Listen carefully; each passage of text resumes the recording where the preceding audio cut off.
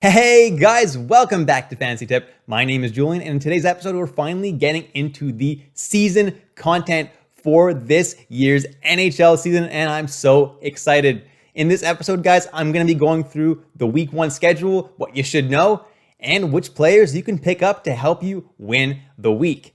Before we get started, guys, please leave a like, subscribe, hit that notification bell. I'm so close to 1,000 subscribers, and that was my early season goal. So please hit that subscription button. Would help me so much. Without further ado, let's jump into what the week looks like for week 1. So something you need to know for week 1 is that there are no games this coming Monday. The games start on Tuesday, but there are only 2 games on Tuesday. The games are Seattle versus Vegas and Tampa Bay versus Pittsburgh. Then on Wednesday, there are a few more games. There are 5 games. Still not that many, but a significant amount. Thursday, there are 9. Friday, there are only 3. Saturday, there are 14, so almost every single team in the league plays on Saturday. And then on Sunday, there's only 1 game, and that game is Ottawa versus Dallas. So basically, guys, the off nights this week are Tuesday, Wednesday, Friday, and Sunday. So there's only 2 nights that there are actually a good amount of games. So you're going to want to try to maximize the players that are playing on the off nights so that you get the maximum amount of games in your first week. So there are 3 teams that play on 2 of those off nights. Those teams are Anaheim, Chicago, and Vancouver. And I like these teams this week just because of those off nights, right? They get Wednesday and Friday night games, and you can guaranteed fit someone in your lineup if you do pick them up for those games because those nights are not busy at all. So that's definitely a good thing if you do have these players on your team or if you want to stream players from these teams. I am going to be talking about a little bit later players that you can stream from these teams to help you win the week. Now, there are 4 teams that only get 1 game this week.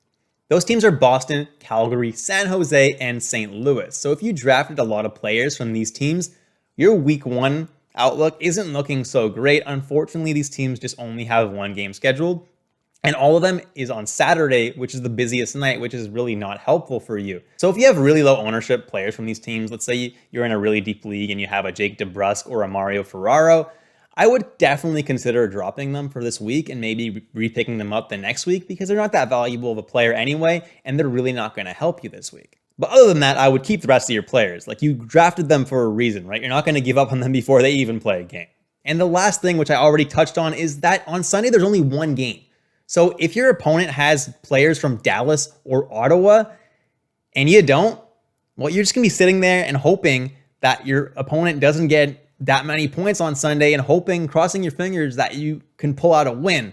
I don't love that strategy. So if you need points after Saturday, definitely a Dallas or an Ottawa player is definitely the play to pick up to help you secure that win. Jumping into some forward options now, and first on the list is Trevor Zegras of the Anaheim Ducks, currently 48% owned. And like I said, guys, Anaheim has 2 off-night games on Wednesday and Friday, and guess what? Trevor Zegras is their top-line center, and he's expected to have an amazing campaign this year. He is one of the favorites for the Calder Trophy. So guys, if you have Trevor Zegras available on your waiver wire, definitely a good option for week 1. Next is Josh Norris of the Ottawa Senators, and he's 46% owned as of right now. And I have him in this list for that pickup for Sunday, right? Because only Ottawa and Dallas play on Sunday, and Josh Norris makes for a really good pickup. He's going to get top line and top power play time. Right now, Brady Tkachuk is not on that top line because he's not signed yet, but if he does sign, it just boosts Norris's value even more. Should have a really good season this year, and he could do really well on that Sunday night game. Next is the entire Seattle first line: Jordan Eberle, Jared McCann, and Jaden Schwartz. Guess what? Last time there was an expansion team, guys, it was Vegas, and that team went off. Now, I'm not expecting the same thing with Seattle, but this is their top line. Top lines from like every other team have been drafted, right? So why is Seattle so low owned? Well, because no one knows what they're going to do just yet. Honestly, though, I have pretty high expectations. I think they're going to do pretty well. I don't mind grabbing these guys. Seattle plays Tuesday and Thursday. Thursday is a busier night, but it's not super busy, so you probably will be able to fit someone in your lineup both Tuesday and Thursday if you do want to stream these guys and see how they do for the first couple of games. Next is Max Comtois of the Anaheim Ducks, and right now he's practicing on that top line with Trevor Zegras, who I already mentioned, and Rickard Rakell. They're also, all three of them, on that top power play. So this week, when Anaheim has 2 off-night games, don't mind it as a streamer, and maybe he'll look really good. Maybe he could be someone you hold on to that entire season. Comtois also hits a decent amount, so that raises his floor in leagues that count hits. Next is Nils Höglander of the Vancouver Canucks, and right now he's practicing on that second line with Horvat and Pearson. I don't love that, but I don't absolutely hate that either. I don't think he's a season-long hold, but I do think he's a decent play for this week for those off-night games on Wednesday and Friday. I don't hate that at all. I actually think it's a pretty good play. Next is Kasperi Kapanen of the Pittsburgh Penguins. They play on Tuesday and Thursday. Again, Thursday is a little bit busier, but you should be able to fit a player in your lineup. Just make sure that you can. Kapanen's playing on the second line right now and also on that top power play because both Crosby and Malkin are out. So at least at the start of the season, Kapanen has definitely some fantasy value. Next is someone who literally no one was excited for going into this season, except for apparently the Chicago Blackhawks. The Blackhawks are hyping this guy like crazy this year. He's playing on the top line, centering Patrick Kane and Alex DeBrincat. He's also playing on the top power play with those two guys. I have no idea why that role isn't going to Kirby Dach, but hey, Tyler Johnson right now makes for a pretty decent pick late in drafts. And if you haven't picked him up, well, I like Tyler Johnson, especially this week because Chicago's got those off nights on Wednesday and Friday. Next is Connor Brown, 17% owned right now, and he's playing on that second line in Ottawa with Shane Pinto and Nick Paul. And I don't mind that right now. Connor Brown is a guy who knows how to score goals. And if you want to stream him for that Sunday game against Dallas, he makes for a decent pick and he's not owned in the majority of leagues. Next is Matt Zuccarello, and somehow this guy is only 16% owned. Let me tell you right now that he should be way more than 16% owned. Dude's playing on the top line and the top power play with Kaprizov. And also their center's actually good this year. They've got Eriksson Ek centering that line. This week, they don't have the best schedule in the world. They got games on Friday and Saturday only. Friday is an off night, so not the worst thing. But I would probably pick this guy up now if he's available because Zuccarello could definitely have a really strong season. Next is Rickard Rakell, and I mentioned him earlier when I was talking about Comtois and Zegras. They all play together on the top line, all play together on the top power play, and they definitely got a good shot at putting up points on those off nights, Wednesday and Friday, like Rakell to stream this week. Next is Vasily Podkolzin, currently playing third line in Vancouver with JT Miller as a center. I don't hate that line. I'm not expecting a whole lot of points, but if he's available in your league and you need someone to stream for those Wednesday and Friday games, Podkolzin isn't the worst idea in the world. It'd be nice to see how the rookie does this year. Next is Casey Middlestat, not owned in 97% of leagues. And if you guys watched my Buffalo Sabres video, I was pretty high on him this year. The dude had 17 points in his final 22 games of the season last year. He literally went off, and there was nobody around him, really. He was playing with scrubs as line mates. This year, he's going to be getting top line time, top power play time in Buffalo. How could he do that bad, right? He has no expectations, and I think he's going to have a pretty decent season. Should definitely be more than 3% owned. The plus minus may not be there, but I think he's going to put up some points. Next is a rookie that I was kind of high on this offseason too, and that's Shane Pinto. I think he's going to have a solid year. Obviously, I'd like it more if Tkachuk was signed and Stützle was playing on Shane Pinto's line. But right now, if you want to stream him for that Sunday night game against Dallas, definitely makes for a good streamer. He's playing on the second line.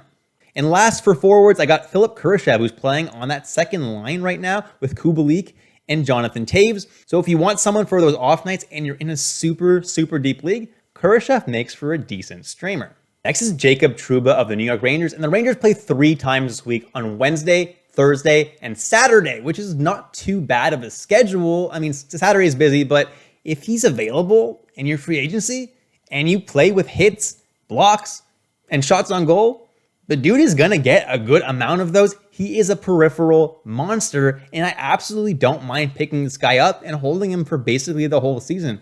An additional perk of Jacob Trouba is if Adam Fox gets injured, likely he gets to be on that top power play. Next is Radko Gudas, and if you play in a Bangers league and he's not drafted, you have to go and grab him right away. The dude excels at hitting. He had the most hits in the league last year. He also blocks a decent amount of shots.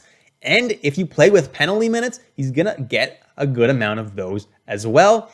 Gudas is good in those types of leagues and those types of leagues only, and that's why I'm recommending him. Next is Jamie Drysdale of the Anaheim Ducks, and I'm not super high on him this year because I don't think Anaheim is going to be that amazing. But honestly, Jamie Drysdale is their number one defense. He's going to be getting that top power play time in Anaheim, so he's not the worst pick in the world. And if he's available, I don't hate grabbing him, at least for this week, right? If you want to stream him for those off-night games, I don't mind that at all. Next is Noah Dobson of the New York Islanders, and he gets to play on the top Islanders power play, at least right now, and he looked really good in the preseason. So if he can continue that, Dobson can have some serious value this year. Next is Rasmus Andersson of the Calgary Flames, only 10% owned, but he's the guy manning that top Calgary power play, and I think Calgary is going to be way better this year. Rasmus Andersson is a pretty good pickup if you're in need of a defenseman that can put up points. Last, I'm going to talk about Jani Hakanpää of the Dallas Stars, and this guy's basically only good for hitting, and he blocks some shots as well. Don't expect any points from him. But if you need someone for that Sunday night game to stream and your league counts hits and block shots, he's going to have a safe floor and pretty much get you guaranteed points for that night. And last but not least, I'm going to talk about goalies that you should pick up. And first on the list is Dallas Sunday starter. I'm not going to put any name here because Dallas has 4 freaking goalies. So who the hell is going to start on Sunday? I have no clue at all.